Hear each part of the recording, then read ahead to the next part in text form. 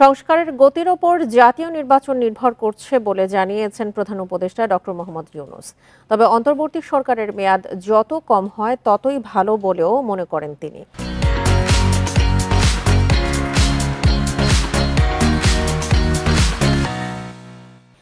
আজারবাইজানের রাজধানী বাকুতে COP29 সম্মেলনের ফাঁকে বার্তা সংস্থা AFP-কে দেয়া এক সাক্ষাৎকারে এসব কথা জানান তিনি। এ সময় তিনি আরও বলেন, যত দ্রুত নির্বাচন দেয়া যায় সে পথেই রয়েছেন তারা। দায়িত্ব নেওয়ার সময় অন্তর্বর্তী সরকারের মূল লক্ষ্যই ছিল দেশকে ভোটের জন্য প্রস্তুত করা। তবে সব পক্ষে ঐকমত্যে সংস্কার আগে শেষ হতে হবে, আর তা সম্পন্নে সঙ্গে সঙ্গেই দেয়া হবে নির্বাচন।